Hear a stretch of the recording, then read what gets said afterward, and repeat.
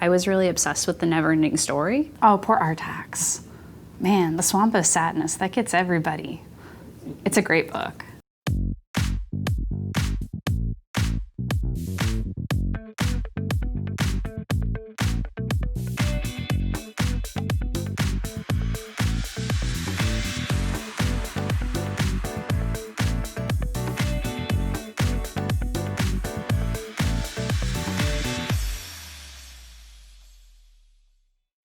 So I've been working for this branch for 3 years, but I've worked for the system for 6 years. And previously I was at the Hilton Head branch. The Bluffton branch, I get to put on the programming for the kids.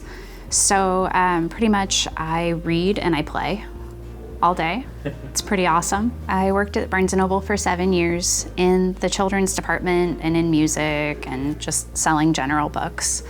And my favorite thing was handing the book to somebody and knowing that they would genuinely enjoy it. So after doing that for several years and being told to sell, I really, really wanted to be able to just hand a book to somebody. That was the part that I liked. So when a job opportunity came up, I just jumped on it. So my favorite thing about working in the library typically is just the interactions that I get to have with the patrons and with the people that we work with. You get a lot of interesting personality types in the library. You get to have conversations about nerdy things that you love. So that's really refreshing. And seeing a lot of different children every day is pretty fantastic, especially when you know them one-on-one and have known them for years. I'm a fiction reader. I do read nonfiction. I usually have a nonfiction and a fiction going at the same time because I get worn out on one and then I have to go to the other, so I just flip back and forth typically. I am currently a multiple book reader. I started reading multiple books just a few years ago, where after years of just reading a single book, I started getting distracted more frequently. I have a small child, and I'm sure that has something to do with it. But yeah, I like to do multiple books at the same time lately.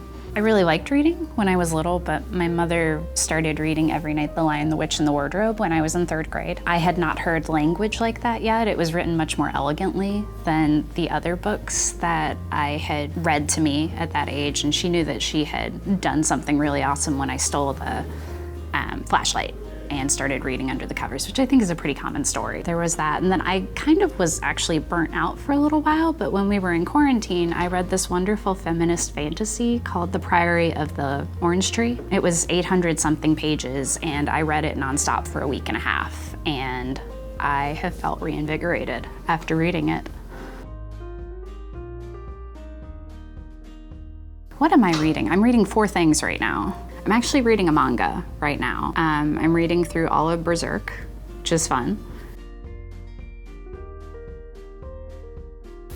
So there's this book about crocheting with cat hair. And I once had a patron who finished using that book and was really proud of her cat hair creations, and she wanted more books like that with different animal hairs. And we actually did not find anything in the library or that we could order, but we found many tutorials on the internet.